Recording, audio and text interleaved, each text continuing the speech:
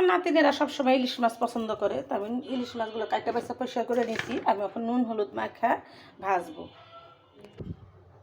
এখানে আমি বাটা হলুদ নিয়ে নিচ্ছি।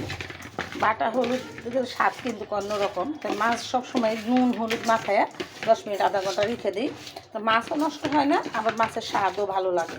ভিতরে নুনটা আর হলুদটা সুন্দর মতো মিক্সার হয়, তার জন্য আমি রেখে দিই। আপনারাও যারা মাছ রান্না করেন আগে এরকম 10 মিনিট রেখে দিবেন, খেতে খুবই মজা লাগবে। তো ফিরে আসলাম 10 মিনিট পর। মাছও আমার এখানে মশলা করা হইলো, আর পেঁয়াজ মরিচ এগুলো কেটে রেডি করলাম। আর মশলাটা এখানে বানিয়ে নিলাম। এখানে টমেটো পেঁয়াজ কাঁচামরিচ দিয়ে একটা মশলা তৈরি করে দিলাম। গরিবের মরণ পদে পদে, এর কারেন্ট না থাকে না, আবার নেটও থাকে না। আমরা যারা ফেসবুকে কাজ করি, আমাদের কারেন্ট না থাকলে নেট না থাকলে আমাকে অসুবিধা হয়ে যায় ভিডিও ছাড়তে। তো কালকের থেকে আমার নেট নাই, এই যায় তো কাজ করতে হয়, তো ভিডিও করে রাখতেছি। আল্লাহ যদি বাসে, আবার যদি কারেন্ট ঠিক মতো আসে, নেট ঠিক মতো আসে, তো এই ভিডিও ছাড়তে হইব। তো আমি এক এক করে মাছগুলো ভাইজে নিব। ইলিশ মাছ সব বাচ্চারাই পছন্দ করে, বাচ্চাদের জন্য ইলিশ মাছ রান্না করতে হয়। তো ওর নানির বাড়ি গেছিলো, নানির বাড়ি আবার ইলিশ মাছ রান্না করছে, ওর নানু আবার এই মাছ পাঠাই দিচ্ছে নাতিদের জন্য।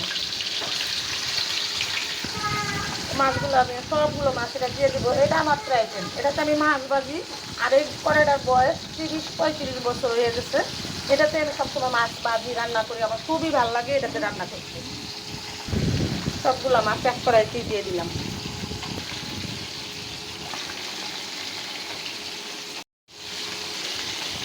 আমরা আগে ইলিশ মাছ আনলে মাথা কাটালে দিয়ে পুঁই শাক রান্না করতাম, আর এখন একটু ভাজা ভুজা খাইতে খুব পছন্দ করে।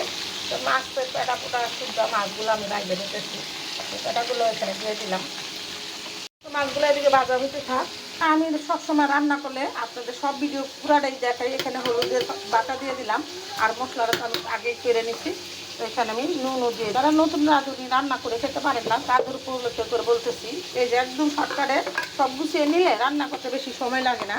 তো আমি এখানে সব গুছিয়ে নিলাম আর রান্নাটা করতেছি। এখানে 1 চামচ ধনে ফাটিও দিয়ে দিলাম। আমার এই কড়াইটা ফেরাফিনের কাজ করে, আমি সবসময় এই কড়াইটাতে মাছ ভাজি। আর রান্না করলে মাছ একটু কম ভাজলেই হয়ে যায়। মাছগুলো আমি উল্টে দিলাম।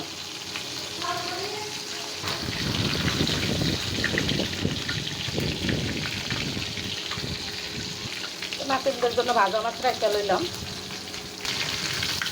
ভাত আমি দিয়ে নিব।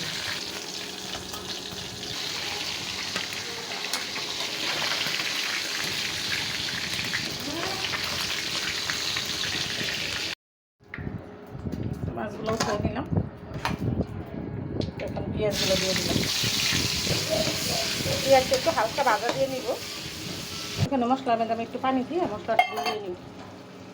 এটা হলো একটা টিপস, এই মশলাটা আমি গুলাই নিলে মশলাটা ঘুরা যাবে না, সুন্দর মতো রান্নাটা কষানোর সুবিধা হবে। আমি এখানে কিন্তু লাল মরিচ বাটা দিই, টমেটো দিচ্ছি। পেঁয়াজটা বেরেস্তা করা হয়ে গেল, আমি মশলাগুলো দিয়ে দিব। এখানে আমি সব পদের মশলা দিয়ে নিলাম। এই মশলাটা আমি ভালো করে 10 মিনিট কষিয়ে নেব। আমার রান্নার সময় আমি সবসময় বলি মশলাটা ভালো করে কষিয়ে নেবেন 10 মিনিট, তাহলে তরকারিটা খেতে খুবই মজা লাগবে। আমি ভালো করে 10 মিনিট কষিয়ে রান্না করব।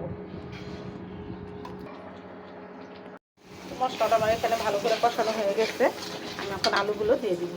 আমাদের ইলিশ মাছ আলু দিয়ে রান্না করে খুবই পছন্দ করে। আমি অনেক আলু দিয়ে ইলিশ মাছ আমার অনেক পছন্দ, তার জন্য আমি ঝোল করে রান্না করব। বেশি পাতলাও করবো না, বেশি ঘনও করবো না, মাখো মাখো ঝোল করে রান্না করবো। তার জন্য আমি আলুগুলো দিয়ে দিলাম। তরকারিটা আমি অন্য পাতিলে ঢাইলে দিব।